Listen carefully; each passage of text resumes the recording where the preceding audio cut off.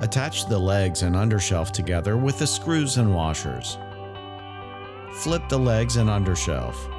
The machine should also be placed on a stable and level flat floor.